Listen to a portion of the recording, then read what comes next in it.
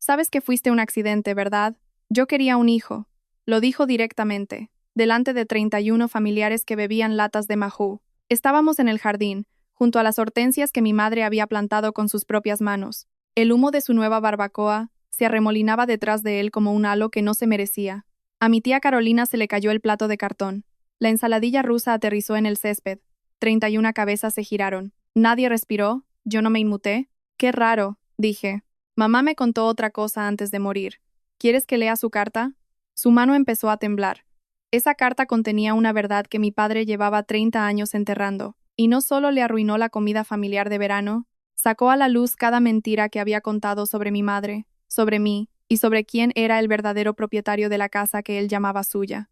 Antes de continuar, por favor, tómate un momento para darle a me gusta y suscribirte, pero solo si realmente conectas con esta historia. Y, estés donde estés, déjame saber en los comentarios tu ubicación y la hora local. Me encanta saber quién está escuchando. Me llamo Marta, tengo 28 años, soy enfermera de la UCI. Ahora, dejadme llevaros 3 años antes de esa comida de verano, al día en que mi madre recibió su diagnóstico. La casa de la calle del Roble era un chalet blanco con contraventanas verdes y un porche que mi madre conocía de memoria, hasta los crujidos. Cada mañana, cuando salía a regar sus hortensias antes de que mi padre se despertara, pisaba descalza la segunda y la tercera tabla. Se movía por la casa como si intentara que no la oyeran. Crecí pensando que eso era normal. Mi padre, Ramón García, tenía un sillón de cuero marrón oscuro, con los reposabrazos agrietados, plantado en el centro exacto del salón, frente al televisor. Nadie más se sentaba en él, ni mi madre, ni yo, ni siquiera mi tío Guillermo cuando venía de visita. Era un entendimiento silencioso. Ese sillón era su trono, y nosotros orbitábamos a su alrededor. Él controlaba el termostato, 20 grados en invierno, 24 en verano, y si lo tocabas, que Dios te ayudara. El mando a distancia, la lista de la compra, el menú de la cena. Mi madre cocinaba lo que él quería, cuando él lo quería, y le retiraba el plato antes de que tuviera que pedirlo. Nunca tuvo su propia cuenta bancaria. Su nombre no figuraba en la cuenta corriente. Cada lunes por la mañana le pedía dinero para la compra, y él sacaba los billetes de su cartera, contándolos en voz alta, como si ella fuera una cajera devolviéndole el cambio. No me di cuenta de que otras familias no funcionaban así, hasta que tuve unos 14 años y pasé un fin de semana en casa de una amiga y vi a su madre pagar con una tarjeta de crédito en el Corte Inglés, sin llamar a nadie antes. La casa era preciosa. Mi madre la hizo así. Las macetas en los alféizares, el jardín de hierbas aromáticas junto al muro sur, el columpio del porche que compró en un mercadillo, volcó todo lo que no podía decir con palabras en esa casa. Y mi padre la llamaba suya. Mi casa, mis reglas. Decía si alguna de nosotras tenía una opinión. ¿No te gusta? Ahí tienes la puerta. Lo que no sabía entonces, lo que aprendería más tarde, es que el techo no era suyo en absoluto. Ramón García no era un hombre complicado. Creía firmemente en 3 cosas. 1, que él era la cabeza de familia. 2, que las mujeres desempeñaban un papel de apoyo. Y 3, que cualquiera que cuestionara las 2 primeras, le estaba faltando al respeto. ¿Qué sabrán las mujeres? Era su estribillo. Lo dijo en la cena cuando mi madre sugirió que refinanciaran la hipoteca. Lo dijo en Nochebuena cuando su prima Linda mencionó la política. Me lo dijo a mí cuando le conté que me habían aceptado en la escuela de enfermería. ¿Enfermera? ¿Así que vas a limpiar culetes? Una buena carrera para una chica, supongo. Mi madre nunca discutía. Cada vez que él levantaba la voz, ella se encogía. Los hombros hacia adentro, las manos en el regazo, la mirada fija en el mantel. Yo solía pensar que estaba siendo paciente. Ahora entiendo que estaba siendo prudente. Hay una noche que nunca olvidaré. Tenía 16 años. Llegó a casa de mal humor, algo sobre un pedido de piezas que había salido mal en el taller, y empezó a meterse conmigo. Mis notas, mis amigos, lo cortos que eran mis pantalones. Su voz retumbaba en la cocina como un frente de alta presión. Yo estaba de pie junto a la encimera, agarrándome al borde, intentando no llorar, y la vi. Estaba sentada a la mesa, detrás de él, y por un segundo, solo medio segundo, sus hombros se relajaron, su aliento se escapó. Alivio, porque era yo la que recibía, no ella. Entonces sus ojos se encontraron con los míos, y el alivio se transformó en algo para lo que no tuve nombre hasta mucho más tarde. Culpa. Una culpa profunda y corrosiva. Esa noche, vino a mi habitación después de que él se quedara dormido en su sillón. Se sentó en el borde de mi cama y susurró: «Siento no haberte defendido como debería». Le dije que no pasaba nada, pero sí pasaba. La llamada llegó un martes de marzo. Acababa de terminar mis prácticas, 12 horas de pie en reanimación, y estaba sentada en mi Seat Ibiza en el aparcamiento del hospital con un café frío en el portavasos, cuando el nombre de mi madre apareció en la pantalla. Cáncer de páncreas, estadio 3. Lo dijo de la misma manera que decía todo lo difícil, en voz baja, como si se disculpara por la molestia. El médico dice que deberíamos hablar de las opciones de tratamiento. No quería molestarte en tu turno. Conduje directamente a casa, 2 horas por la autovía con los nudillos blancos en el volante. Cuando llegué, mi padre estaba en el garaje, no con ella. En el garaje, con la puerta entreabierta, una lata de Mahou en el banco de trabajo, puliendo los cromados de su gran todoterreno. Pulía ese coche cada sábado como si le debiera algo. Nunca se saltó una semana, pero durante los 14 meses de quimioterapia y radioterapia de mi madre, no la llevó al hospital ni una sola vez. Ni una. Yo la llevaba cada 2 martes y jueves. La recogía en mi Ibiza, la ayudaba a sentarse en el asiento del copiloto y mantenía una bolsa de plástico en mi regazo por si le daban náuseas antes de llegar. Me sentaba en la sala de espera leyendo mis apuntes de farmacología mientras le metían veneno por las venas, y luego la llevaba a casa, la ayudaba a meterse en la cama y le dejaba un vaso de Aquarius en la mesita de noche. Mi padre se quejaba de que la cena se retrasaba. Durante esos meses, algo cambió entre mi madre y mi tía Carolina. Las llamadas telefónicas se hicieron más largas. De vez en cuando, si entraba en la cocina, mi madre bajaba la voz y decía, «Te llamo luego, Carolina», y luego me sonreía como si nada. Pensé que solo se estaban poniendo al día. No tenía ni idea de que estaban conspirando.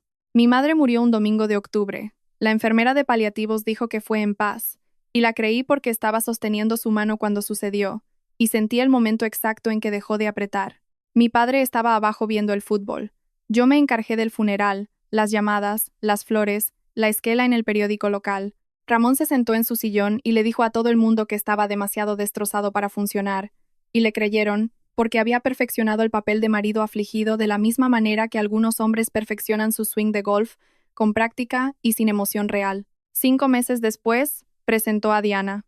Apareció en una cena de domingo con un jersey de cachemir blanco y unos tacones que repiqueteaban en el suelo de madera de mi madre. Se sentó en la silla de mi madre en la mesa, la más cercana a la cocina, la que mi madre había ocupado durante 30 años, y Ramón ni siquiera pestañeó. Trinaba el asado como si fuera una fiesta. Diana Sanz, 40 años, agente inmobiliaria, con mechas rubias y una sonrisa que parecía estar calculando los metros cuadrados. Después de la cena, Ramón me pasó una carpeta por la mesa. Solo papeleo para la herencia de tu madre, cosas del abogado, firma donde están las pestañas. Estaba agotada, estaba de luto. Tenía 25 años y acababa de pasar 14 meses viendo a mi madre desaparecer. Firmé la mayoría de las páginas sin leerlas. Había 8 o 9 formularios. Había firmado 6 o 7 cuando mi busca sonó. Turno de noche. UCI. Una urgencia. Dejé las últimas páginas sin firmar y le dije que las terminaría la semana siguiente. Una de esas páginas sin firmar era una escritura de cesión. No lo sabía entonces. El poder notarial que había firmado por error ya había caducado. Era nulo. Ramón simplemente no se había dado cuenta. Ramón no perdió el tiempo. Pocas semanas después de esa cena, empezaron las llamadas. No a mí, a todos los demás. Mi tío Guillermo fue el primero, luego mi prima Patricia, luego los vecinos de la calle del Roble, luego las mujeres del antiguo grupo de la parroquia de mi madre. La historia, según Ramón, era esta. Su hija, por la que lo había sacrificado todo, lo había abandonado en su dolor. No llamaba, no lo visitaba, ni siquiera se quedaba a cenar. La verdad era que yo hacía 4 turnos de noche a la semana, y en mis días libres dormía o lloraba en mi piso. Pero la verdad no viaja tan rápido como la narrativa de una víctima contada por un hombre con voz grave y un buen sentido de la oportunidad. Mi tío Guillermo me envió un mensaje un miércoles, a las 11 de la noche, justo después de perder a un paciente. Mis manos todavía olían a guantes de nitrilo. Tu padre está solo, Marta. Ha perdido a su mujer. No seas egoísta. Y luego, 2 minutos después, un segundo mensaje con un enlace a un artículo titulado «Cuando los hijos adultos abandonan a sus padres ancianos, una crisis creciente». Me quedé mirando el teléfono en la sala de descanso y sentí algo que no había sentido desde los 16 años, ese familiar hundimiento en el estómago, como si yo fuera el problema. Escribí una respuesta, la borré, escribí otra, la borré. ¿Qué le dices a un tío que te conoce de toda la vida pero que nunca te ha preguntado tu versión de la historia? A la mañana siguiente, lo llamé e intenté explicarle lo de los turnos, el agotamiento, El hecho de que Ramón nunca me visitaba. Guillermo escuchó durante unos 45 segundos y luego dijo: «Es tu padre, Marta. Solo tienes uno». Después de eso, dejé de intentar explicar. Hay una diferencia entre la gente que no entiende y la gente que no quiere entender. No sabía entonces que Ramón estaba construyendo algo, que la campaña de susurros no era duelo, era estrategia. En abril, volví a la casa de la calle del Roble para recoger una caja con cosas de mi madre que había dejado en un armario de arriba, principalmente álbumes de fotos viejos y una bufanda que todavía olía a su Chanel número 5. La puerta principal estaba sin echar la llave. Entré y me detuve a 3 pasos del umbral. El salón era el mismo, el sillón de Ramón, la televisión en silencio, la lata de cerveza en la mesa auxiliar. Pero había algo diferente en el aire, un olor distinto, algo dulce y artificial. Subí las escaleras. La puerta del dormitorio de mis padres estaba abierta. La foto de la boda, la que había estado sobre la cómoda desde siempre mi madre con un sencillo vestido blanco roto, sonriendo, con la mano sobre el pecho de mi padre había desaparecido. El clavo seguía en la pared. En su lugar, Diana había colgado un paisaje enmarcado de una puesta de sol en la playa. El tocador de mi madre, el de roble con el espejo ovalado, donde se sentaba cada mañana a ponerse el pintalabios, incluso cuando estaba demasiado enferma para salir, estaba cubierto con las cosas de Diana, brochas de maquillaje, polveras, un spray corporal de Victoria's Secret, donde antes estaba el Chanel número 5. Diana salió del baño principal con un albornoz de felpa, secándose el pelo con una toalla. Me miró sin sorpresa. «Oh, tu padre dijo que no te importaría». Oí la voz de Ramón desde abajo. «Marta, deja de fisgonear. Ya no es tu habitación. Casi me voy. Casi cojo mi caja y me marcho».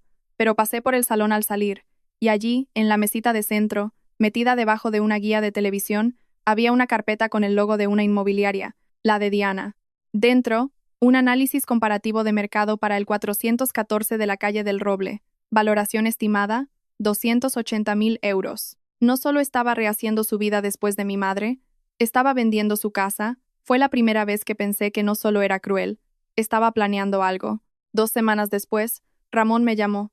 Por primera vez en meses, me llamó él a mí, no a mi tío Guillermo. «Ven a cenar este viernes», dijo. «Diana hace estofado». La invitación en sí era una bandera roja. Mi padre nunca invitaba. Informaba o esperaba, pero no invitaba. Fui de todos modos. La mesa estaba puesta para 3. Diana había puesto servilletas de tela y una vela. Puesta en escena, me di cuenta después, como si estuviera enseñando la casa. El estofado estaba bien. El vino era barato. Mi padre se comportó, lo que significaba que solo me interrumpió 2 veces. Después de retirar los platos, Ramón cogió otra carpeta marrón de detrás de su silla, idéntica a la de la última vez. La puso en la mesa entre nosotros, perfectamente cuadrada con el borde, como si nada. «El abogado dice que nos faltó un formulario la última vez. Solo es para transferir la propiedad a mi nombre para la gestión de la herencia. Un trámite». Abrí la carpeta. Una sola página. En la parte superior, decía, «Escritura de renuncia de derechos». Debajo, en un lenguaje sorprendentemente sencillo, transfería todos los derechos, títulos e intereses de la propiedad en el 414 de la calle del Roble del patrimonio de Elena Morales García a Ramón A. García. Lo leí 2 veces. Diana apareció a mi lado con un bolígrafo. «Es muy estándar, Marta. Veo esto todo el tiempo en el sector inmobiliario». Miré a mi padre. Me devolvió la mirada que había visto 1000 veces, la que significaba «haz lo que te digo y no preguntes». «Necesito que mi propio abogado revise esto», dije. Su mandíbula se tensó. «¿Un abogado? ¿No confías en tu padre?» «Si es solo un trámite», dije. «No hay prisa. Haré que alguien le eche un vistazo». Cogí la escritura de renuncia, la metí en mi bolso y conduje directamente a casa de mi tía Carolina. Carolina Morales vivía en un chalet de ladrillo a 20 kilómetros del pueblo, un lugar que olía a café y a declaraciones de la renta. Era asesora fiscal, llevaba 25 años en ello, y su mesa de cocina había visto más declaraciones de impuestos que cenas. Abrió la puerta antes de que llamara, como si me estuviera esperando. Puse la escritura de renuncia en su mesa de roble, la misma mesa donde, descubriría más tarde, ella y mi madre se habían sentado 2 años antes de que mi madre muriera para firmar sus propios papeles. Carolina cogió el formulario. Lo leyó. Su cara se endureció. No sorpresa. Algo peor. Confirmación. «Está intentando quedarse con la casa», dijo. Luego me miró. «Marta, la casa nunca fue suya». Lo dijo con naturalidad, como decía todo. A Carolina no le gustaba el drama, solo los hechos. Tu madre compró esa casa con la herencia de tus abuelos, los Morales. 180.000 euros. La escritura estaba a su nombre. Elena Morales García. Ramón no estaba en ella. Nunca lo estuvo. La miré fijamente. 30 años mi padre había llamado a esa casa suya. 30 años. Carolina continuó. Tu madre hizo un testamento, uno de verdad, con un abogado, el señor Ayllón, en el centro. La casa es tuya. La herencia está cerrada. Es tuya, Marta. Ha sido tuya desde que murió. Me quedé sin palabras. Carolina me dio un momento. Luego se levantó, fue al archivador de su despacho y volvió con un sobre color crema, sellado, con la cuidada caligrafía de mi madre, para Marta. Cuando esté lista, dejó esto también, dijo Carolina. Me dijo que te lo diera cuando lo necesitaras. Creo que lo necesitas. Cogí el sobre con ambas manos. Léelo cuando estés lista, dijo Carolina. Pero no lo leas sola. No lo abrí esa noche. Me senté en mi coche en la entrada de Carolina durante 20 minutos, con el motor apagado, sosteniendo la carta que mi madre me había escrito desde el más allá, y pensé en cada vez que mi padre había dicho mi casa, mis reglas, y cómo mi madre debió de estar sentada allí, escuchando, sabiendo la verdad, en silencio. No podía enfrentarse a él en vida, así que se enfrentó a él en papel. A la mañana siguiente, llamé al despacho del abogado, el señor Ayllón. La recepcionista me pasó en menos de un minuto, lo que me dijo que estaba avisado. Tenía una voz tranquila y mesurada, el tipo de voz de alguien que lee la letra pequeña, que era exactamente lo que mi madre necesitaba. Señorita García, francamente, llevo esperando su llamada un año. Confirmó todo lo que Carolina me había dicho. Testamento válido, presentado, tramitado y ejecutado. La casa en el 414 de la calle del Roble, escriturada a nombre de Elena Morales García, me fue transferida a su muerte como única heredera nombrada, escritura limpia, titularidad clara. Su padre no tiene ningún derecho legal sobre la propiedad, dijo Ayllón. Puede residir allí como invitado, pero no puede venderla, no puede hipotecarla, y no puede transferir la titularidad sin su firma en una escritura de renuncia, que supongo que es la razón de su llamada. Le conté lo del formulario que Ramón me había dado. Ayllón hizo una pausa. Entonces hay algo más que debería saber. Hace unos 18 meses, antes de que su madre falleciera, un oficial de crédito de Caja Rural se puso en contacto conmigo porque se había presentado una solicitud para una segunda hipoteca sobre la propiedad del 414 de la calle del Roble. El solicitante era Ramón García. El banco marcó la solicitud porque su nombre no estaba en la escritura. Denegaron el préstamo. Se me revolvió el estómago. Su madre lo sabía, dijo Ayllón. Fue entonces cuando llamó a Carolina. Fue entonces cuando finalizamos el testamento y creamos el fideicomiso. ¿El fideicomiso? Ni siquiera sabía de esa parte. 220.000 euros, dijo Ayllón, mantenidos en un fideicomiso revocable, que la nombra a usted como beneficiaria, financiado con la herencia privada de su madre. El señor García no tiene acceso ni conocimiento de su saldo actual. Me senté en mi piso, con el teléfono pegado a la oreja, rehaciendo las cuentas de lo que mi madre había estado haciendo mientras moría. Una semana después, Ramón volvió a llamar. Barbacoa de verano, dijo. Toda la familia. Trae esos papeles firmados. Le dije que estaría allí, pero no llevé sus papeles. Llevé los de mi madre. La comida familiar de verano en la calle del Roble parecía sacada de un anuncio. Mi padre se había esforzado, o más bien, su tarjeta de crédito. Una barbacoa nueva relucía en el patio como un altar cromado, todavía con la marca de la etiqueta del precio que había quitado esa mañana. Banderines rojos y amarillos colgaban de la barandilla del porche. Una mesa plegable se extendía por el jardín, cubierta con un mantel de cuadros, cargada de ensaladas y neveras portátiles llenas de mahou. 31 personas.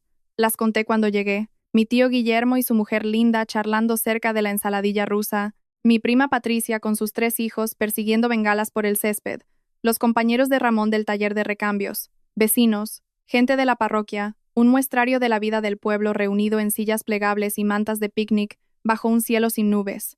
Y Diana, a la cabecera de la mesa con un vestido de verano blanco y sandalias nuevas, sosteniendo una copa de cava, riéndose de algo que decía mi tío Guillermo, haciendo de anfitriona en el jardín de mi madre, junto a las hortensias de mi madre, bajo las guirnaldas de luces que mi madre había colgado hacía 3 veranos. Yo acababa de salir de un turno de 12 horas. Todavía llevaba mi pijama de enfermera azul marino, arrugado en las rodillas, con mi identificación enganchada en el pecho. No me cambié a propósito. Era lo único honesto que podía llevar ese día. Todos allí sabían lo que hacía para ganarme la vida. Todos allí sabían que yo había estado junto a la cama de mi madre. El pijama era un recordatorio silencioso. Mi tía Carolina ya estaba allí, sentada hacia el fondo, con un plato de cartón en las rodillas y gafas de sol. Nuestros ojos se encontraron cuando entré por la cancela. Asintió levemente. Tenía el sobre en el bolsillo de mi blusa. Junto a él, una copia compulsada del testamento y una nota simple del registro de la propiedad. Mi padre me vio llegar. Vio mis manos vacías, sin carpeta, sin papeles firmados. Su sonrisa se mantuvo, pero sus ojos se apagaron. Ya está aquí, anunció al jardín. Le dije que viniera. Por fin hace caso. A las 5, Ramón ya llevaba 6 cervezas. Lo sé porque lo vi beberse cada una. Es un reflejo de la UCI. Cuentas las entradas y salidas. Vigilas las constantes vitales. Tomas nota del momento en que un paciente cruza un umbral.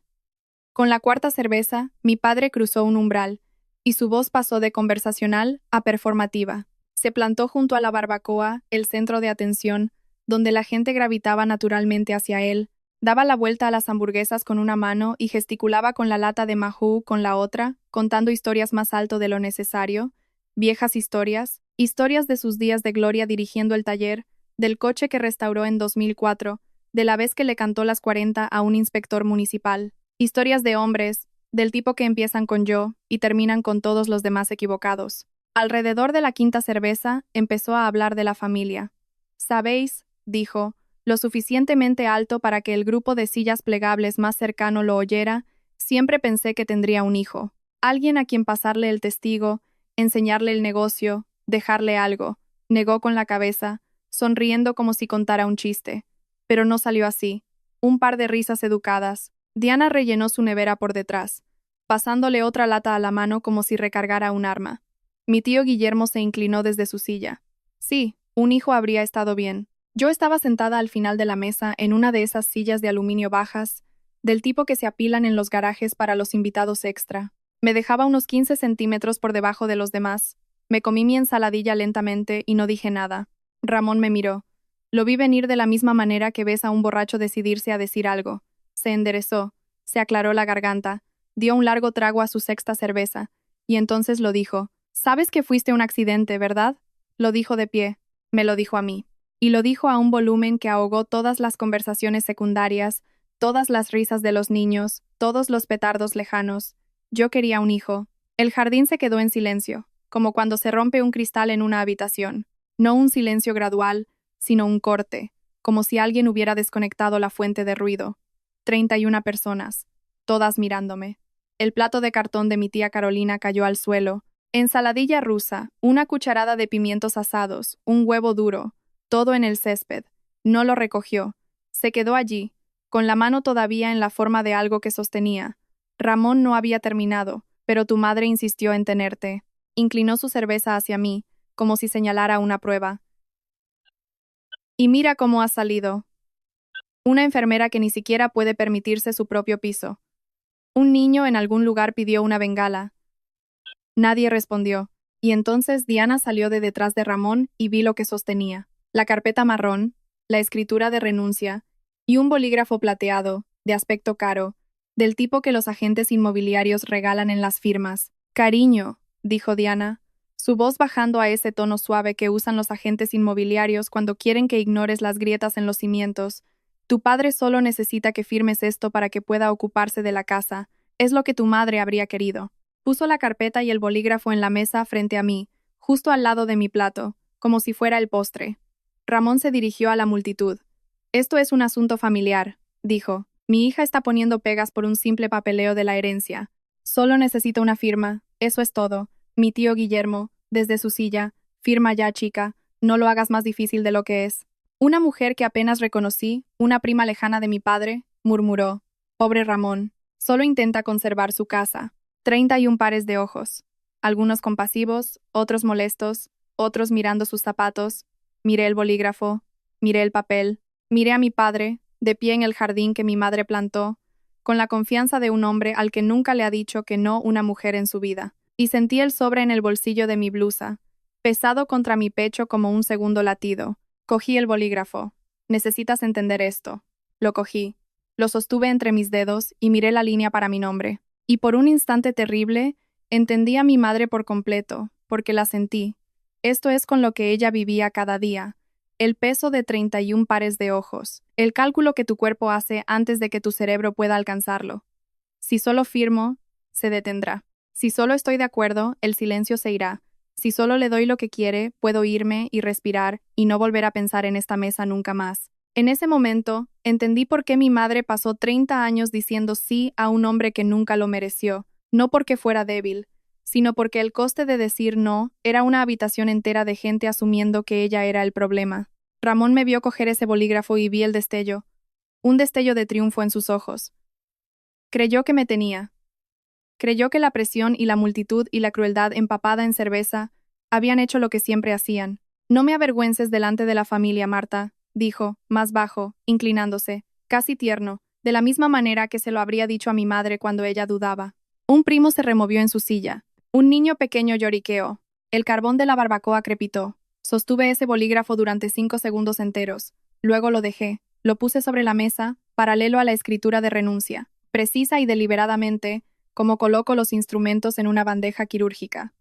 No, una sola palabra, sin volumen, sin temblor, solo la sílaba más limpia y plana que jamás había pronunciado. Ramón parpadeó. Perdona, no voy a firmar esto, ni hoy, ni nunca. El jardín estaba en silencio, pero la calidad del silencio había cambiado de shock a otra cosa. Expectación. La cara de mi padre se puso del color de las brasas de la barbacoa, no rojo de vergüenza, rojo de rabia. El rojo que conocía de mi infancia, el rojo que hacía que mi madre desapareciera en la cocina y cerrara la puerta suavemente. ¿Eres una desagradecida? Se corrigió, ajustando su postura, mirando a la multitud y luego a mí. Eres igual que tu madre, inútil y terca. Lo dijo más alto de lo necesario, porque Ramón siempre necesitaba testigos cuando tenía razón. Tu madre no dejó nada que valiera la pena. Un tocador y unas cuantas flores muertas. Ese es su legado, me señaló con el dedo. Y aquí estás tú, montando una escena porque no puedes hacer una cosa simple por el hombre que te crió. Diana le tocó el brazo. Ramón, quizás deberíamos. Se la quitó de encima sin mirarla. La mano de Diana cayó a su costado. Dio medio paso atrás. Mi tío Guillermo estaba congelado en su silla. Mi prima Patricia acercó a su hijo más pequeño a su regazo.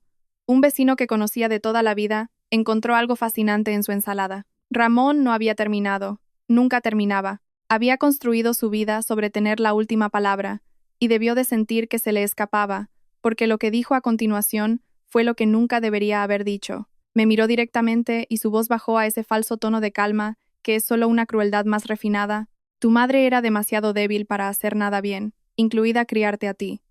El jardín estaba tan silencioso que podía oír la bandera ondeando en el mástil de 2 casas más abajo. Esa fue la línea, no lo que dijo sobre mí.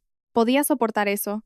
Lo había soportado durante 28 años, pero lo dijo sobre ella, la mujer que pasó sus últimos meses asegurándose de que yo estuviera aquí, en este momento, con exactamente lo que necesitaba. Lo dijo sobre mi madre, y algo dentro de mí se cerró de golpe. Me levanté, sin prisa, sin ira. Me levanté de la misma manera que me levanto junto a la cama de un paciente cuando sus constantes vitales están cayendo. Calma, deliberada, 3 pasos por delante. Empujé la escritura de renuncia por la mesa hacia Ramón. Se deslizó sobre el mantel de cuadros y se detuvo junto a un cuenco de judías. Y te aconsejo que tengas mucho cuidado con lo que dices a continuación sobre mi madre. Sus ojos se entrecerraron. ¿O qué? Metí la mano en el bolsillo de mi blusa, el que está sobre el corazón, donde guardo mi linterna, y saqué un sobre color crema, escrito a mano, sellado hasta 2 noches antes, cuando finalmente lo abrí en la mesa de la cocina de mi tía Carolina con una taza de té y una caja de pañuelos. Lo sostuve para que todo el jardín lo viera. Qué raro, dije. Mamá me contó una historia diferente antes de morir. Los ojos de Ramón estaban fijos en el sobre. Podía verlo calculando. ¿Qué era? ¿Qué había escrito? ¿Qué podría haber dicho? ¿Quieres que lea su carta? El jardín contuvo la respiración. La mano derecha de Ramón, la que sostenía la lata de Mahou, empezó a temblar. No mucho, pero lo suficiente. El aluminio crujió levemente en el silencio. Él lo sabía. No sabía lo que había dentro, pero conocía a su mujer, y sabía que una mujer que había estado en silencio durante 30 años no escribía una carta a menos que tuviera algo que decir. No pedí permiso. Metí el dedo bajo el borde del papel. Ya había sido abierto y vuelto a sellar con un trozo de celo la noche que lo leí por primera vez en casa de Carolina, y desdoblé las páginas. 3 hojas de papel color crema, por ambas caras, con la cuidada caligrafía de mi madre. Firme, no la letra de una mujer enferma. Todavía no. Ramón dio un paso hacia mí. Dámela. Lo que sea que escribiera tu madre, no estaba en su sano juicio. Escribió esto 2 años antes de su diagnóstico, Ramón. Era mi tía Carolina. Seguía sentada en la parte de atrás, pero su voz resonó en el jardín como si hubiera estado esperando esta frecuencia exacta. Yo estaba allí cuando lo escribió. La vi firmarlo. Mi tío Guillermo se giró en su silla. Carolina, ¿qué está pasando? Carolina no le respondió. Estaba mirando a Ramón. Ramón se detuvo en seco. Miró de Carolina a mí, a la carta, y de vuelta a Carolina. Se pasó la lengua por el labio inferior. Un tic nervioso que había visto 1000 veces, siempre justo antes de mentir. Esto es ridículo, dijo. Elena no. He terminado de escuchar tu versión, papá. Mi voz era firme. Vi que era firme. La voz que uso cuando los familiares gritan y necesito que me oigan sin levantar la voz. Ahora es el turno de mamá. Diana estaba a 1 metro de Ramón, con su copa de cava en la mano. Parecía una mujer viendo cómo fracasaba estrepitosamente la jornada de puertas abiertas de una casa. Miré la primera página. Una brisa suave recorrió el jardín, cálida, con olor a carbón y hierba recién cortada y las bengalas de alguien, y agitó los bordes del papel en mi mano. 31 personas se inclinaron hacia adelante sin darse cuenta. Empecé a leer, mi queridísima Marta. Leí en voz alta, y mi voz solo se quebró en la segunda palabra. Tragué saliva, como agua en habitaciones llenas de gente, que necesita que mantenga la calma. Si estás leyendo esto, significa que ya no estoy, y lo siento. No por estar muerta, sino por todos los años que estuve viva y no dije las cosas que debería haber dicho. El jardín estaba tan silencioso que podía oír el hielo moverse en la nevera. Continué. Tu padre te ha dicho, le ha dicho a todo el mundo, que fuiste un accidente, que él quería un hijo. Lo ha dicho tantas veces que creo que ahora se lo cree, pero necesito que sepas la verdad, porque la verdad es lo único que me queda para darte. Ramón dijo, Marta ya es suficiente. No levanté la vista. Yo te quería, Marta. Te quería más que nada en el mundo. Pasé 2 años en una clínica de fertilidad. 2 años de inyecciones semanales, análisis de sangre mensuales, citas a las que conducía sola porque tu padre decía que era tirar el dinero. Él no quería hijos, ni niño ni niña. Decía que no podíamos permitírnoslo. Decía que no estaba preparado. Dijo, y estas son sus palabras exactas. Los niños son un pozo sin fondo. Prefiero comprarme un barco. Un murmullo recorrió a los invitados. Mi prima Patricia se tapó la boca. Mi tío Guillermo se enderezó en su silla. Cuando finalmente me quedé embarazada, continué. Él dijo, bueno, pero si no es un niño, no esperes que me alegre. Y luego llegaste tú. Y eras todo. Hice una pausa, respiré. La cara de Ramón tenía un color que nunca le había visto. No era ira, no era vergüenza. Algo por debajo de ambas, algo viejo. Le dice a todo el mundo que fuiste un accidente. Leí, porque la verdad le avergüenza. Que un hombre que se llama a sí mismo el cabeza de familia tuviera que ser rogado por su mujer para ser padre, que se resistió a cada paso, que solo aceptó porque le dije que lo dejaría si decía que no una vez más. Carolina habló desde el fondo del jardín. Su voz era tranquila, concluyente. Escribió esto 2 años antes de su diagnóstico, Ramón. No estaba confundida, no estaba medicada, estaba perfectamente lúcida. Ramón no dijo nada. Su sexta lata de Mahou colgaba a su lado, olvidada, la condensación goteando sobre sus zapatos. Ramón se movió. Fue rápido. El arrebato de un hombre que ha pasado su vida decidiendo cuándo termina una conversación. Dio 2 pasos y alargó la mano para coger la carta, la mano abierta, los dedos extendidos. Dámela. Jaime Morales se levantó de la mesa de picnic. 25 años, el hijo de Carolina, 1,85 m con botas de trabajo. Había estado comiendo en silencio todo el tiempo, y ahora estaba de pie entre Ramón y yo, con los brazos a los lados, sin agresividad, sin drama, simplemente allí. Tío Ramón, la voz de Jaime era lo opuesto a la de Ramón. Grave, firme, inquebrantable. Deja que termine. Ramón miró a Jaime como si un mueble le hubiera abofeteado. En el mundo de Ramón, los hombres jóvenes no interrumpían a los mayores. No cuadraba. Esto no tiene nada que ver contigo, chico. Es una reunión familiar, dijo Jaime. Y esta es mi familia. Ramón se giró hacia la multitud, con los brazos extendidos, buscando apoyo. Nadie va. Esta es mi familia. Mi casa. No lo es. Fui yo. 2 palabras. No las grité. No necesité hacerlo. Ramón se detuvo. La palabra mí quedó suspendida entre nosotros como un desafío. Y por primera vez en mi vida, vi a mi padre escucharlo. Mi tío Guillermo no se había movido de su silla. Miraba a Ramón con una expresión que nunca le había visto. No era lealtad. Era algo más parecido a la duda. Diana había retrocedido más. Su cava estaba abandonado en la mesa. Estaba cerca de la cancela, con las llaves del coche en la mano. El lado del jardín de Ramón estaba vacío ahora. No literalmente.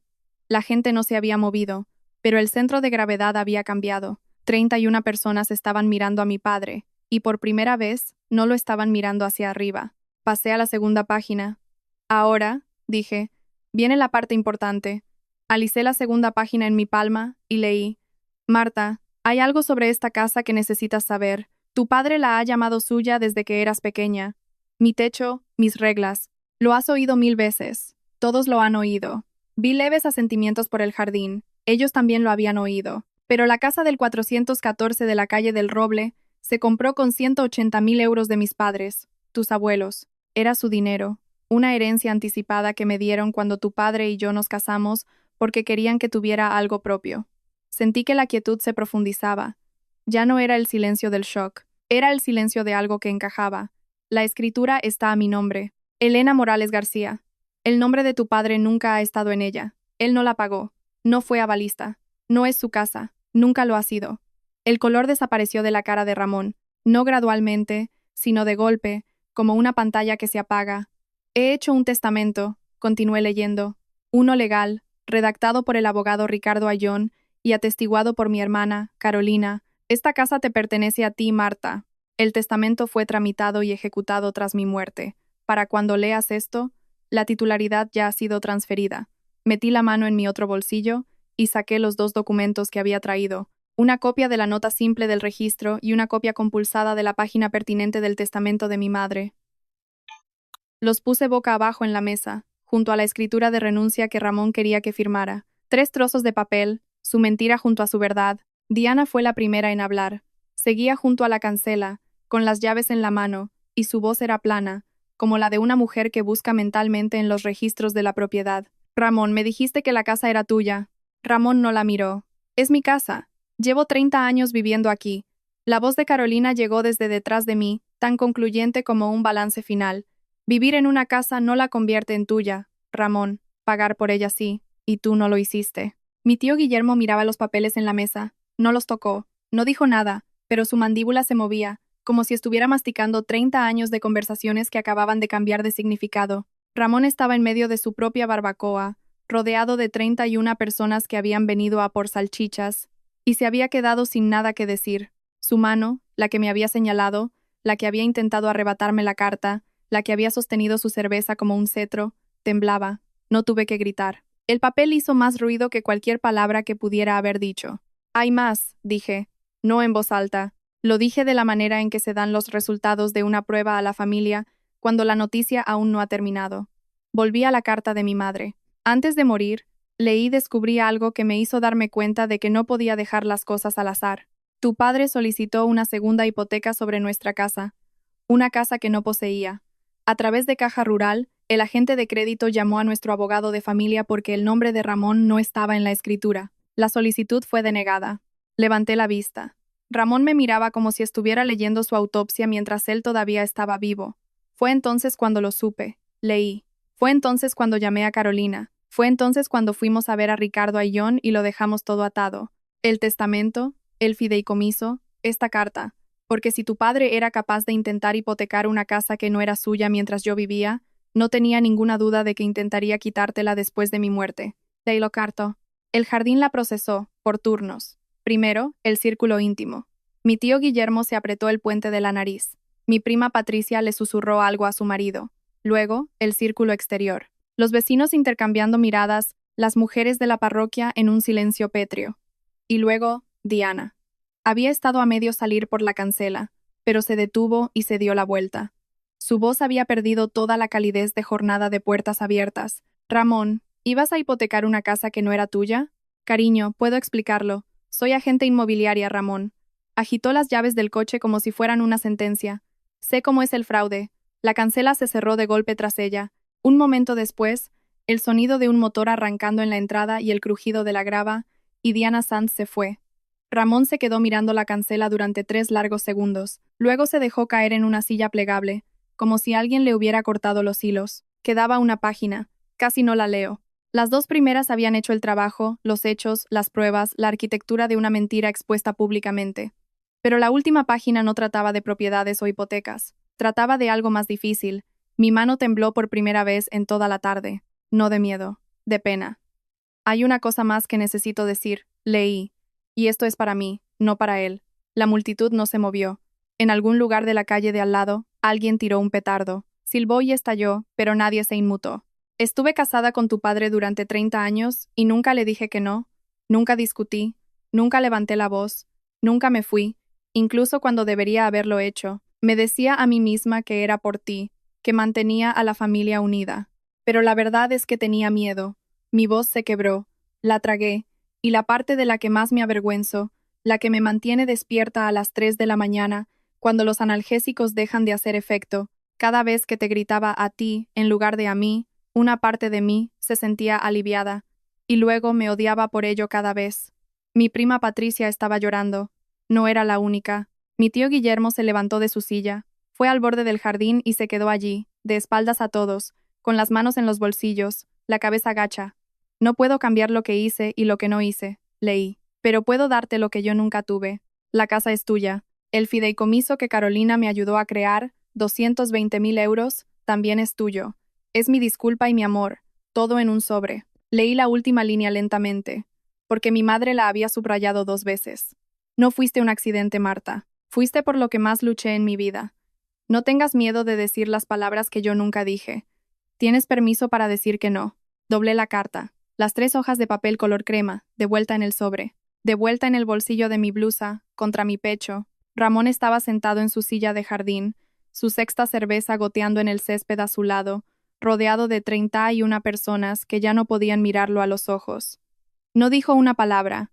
Durante un largo momento, solo se oyó el sonido de la bandera de 2 casas más abajo y el ladrido de un perro en algún lugar de la calle siguiente. La barbacoa seguía humeando, la comida seguía fuera.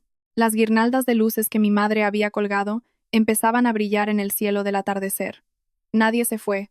Nadie habló. El jardín entero contuvo la respiración, esperando a ver en qué tipo de familia se convertirían.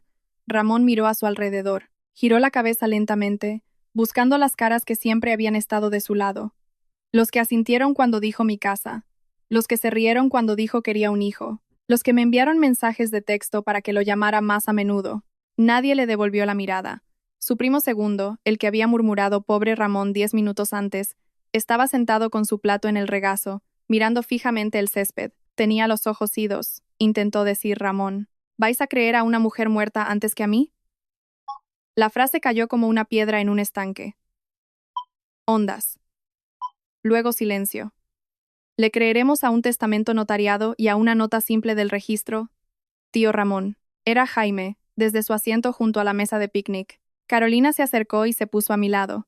No me tocó, pero sentí su solidez como una pared. Ramón, dijo.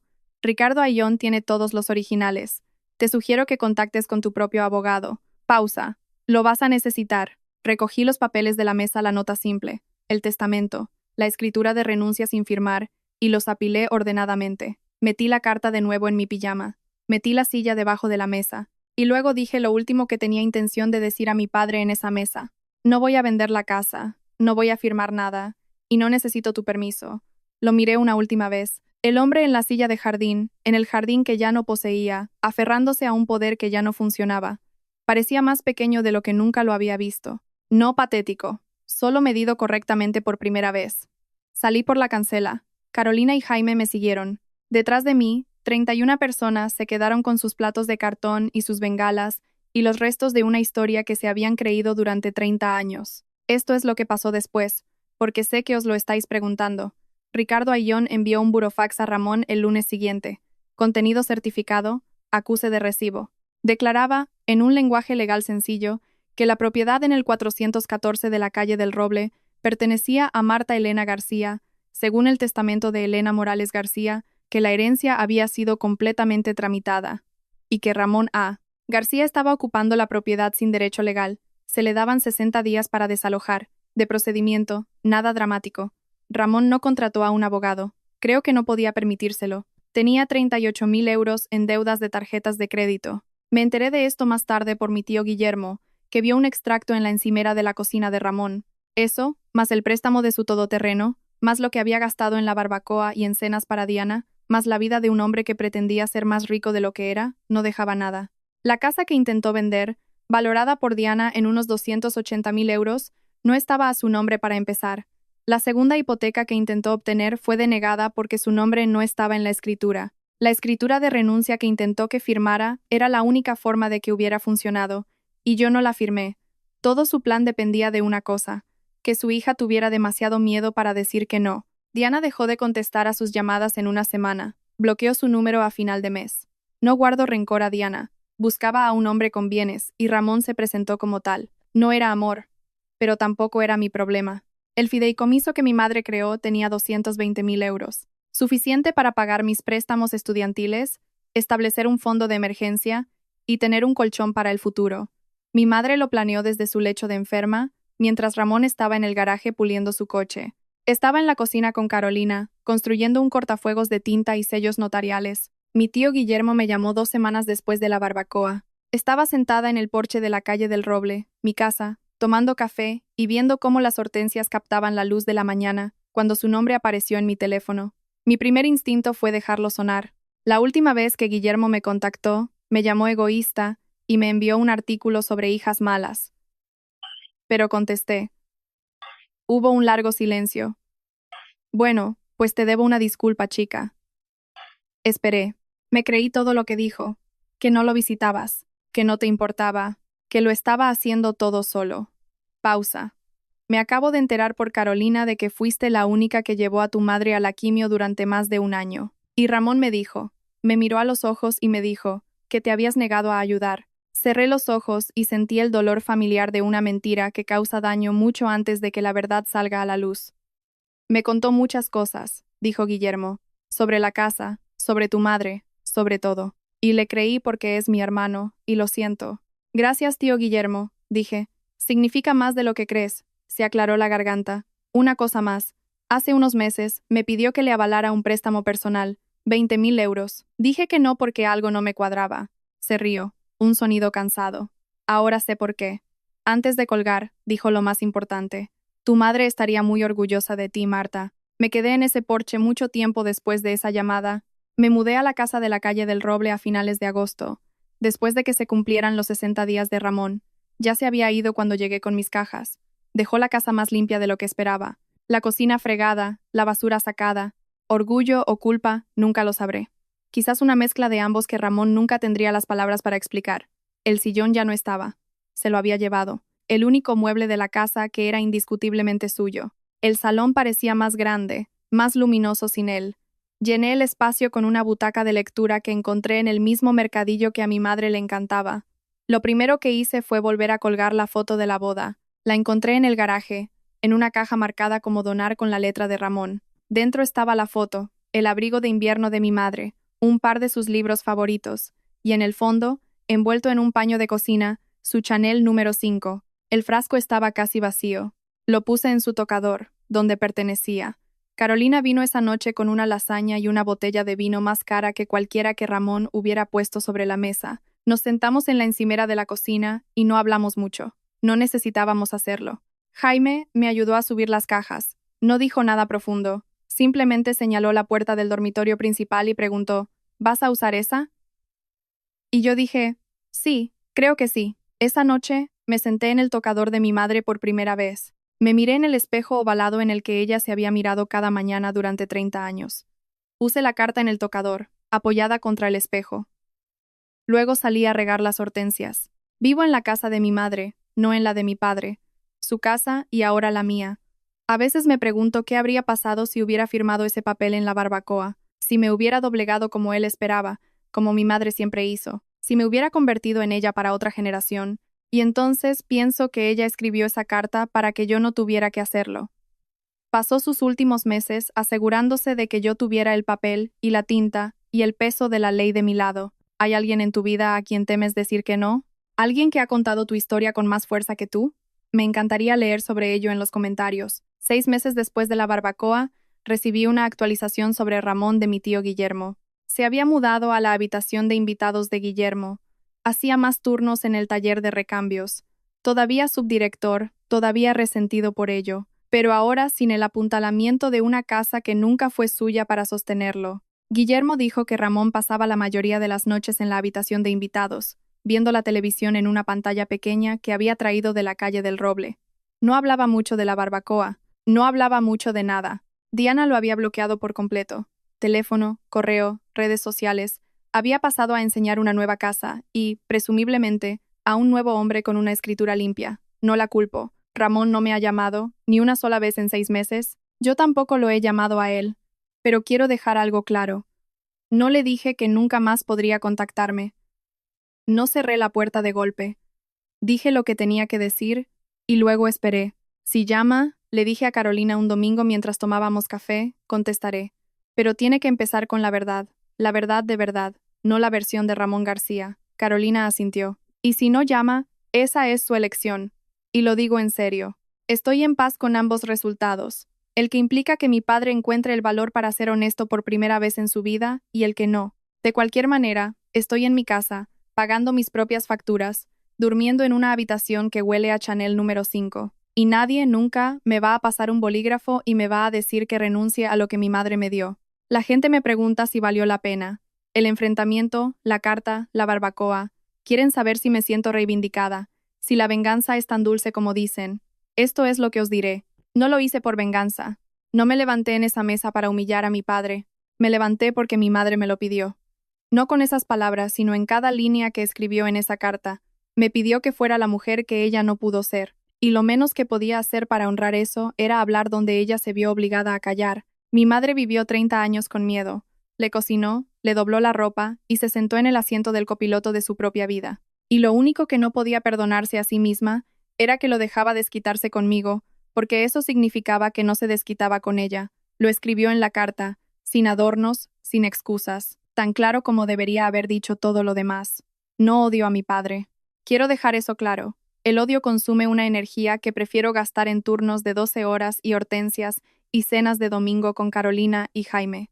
Lo que siento por Ramón es más tranquilo y preciso. El reconocimiento de que era un hombre al que se le dio una familia y la trató como una posesión, y cuando llegó la hora de la verdad, no tenía nada a su nombre.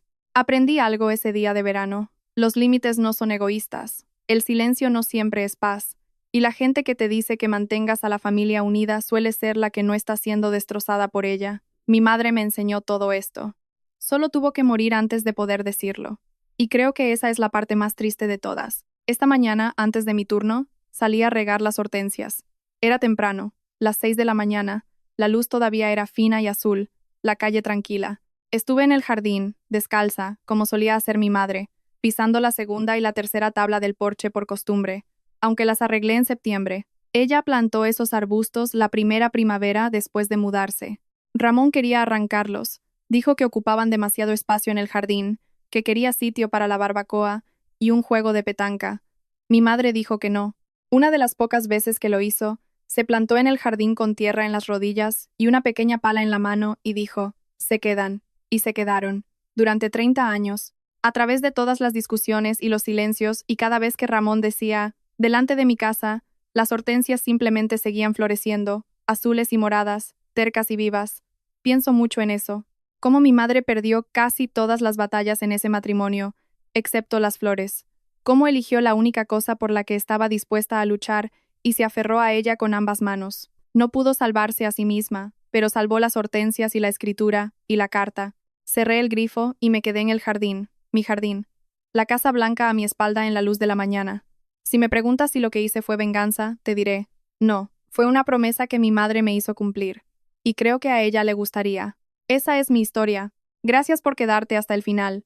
Sé que ha sido larga, y sé que algunas partes son difíciles de escuchar, son difíciles de contar. Si algo en esta historia te ha resultado familiar, si te has sentado en una mesa donde alguien intentó hacerte pequeño, si alguna vez has sostenido un bolígrafo sobre un papel que sabías que no debías firmar, si alguna vez has amado a alguien que no podía protegerte y lo has perdonado de todos modos, me encantaría leer sobre ello. Los comentarios están abiertos, y los leo todos. Si esta historia te ha llegado, tómate un momento para darle a me gusta y suscribirte. No por el algoritmo, sino por la siguiente persona que necesita oír que está bien decir que no a la gente que te crió. Soy Marta. Tengo 28 años. Soy enfermera de la UCI y vivo en la casa de mi madre, en la calle del Roble, donde las hortensias florecen cada verano, con o sin permiso.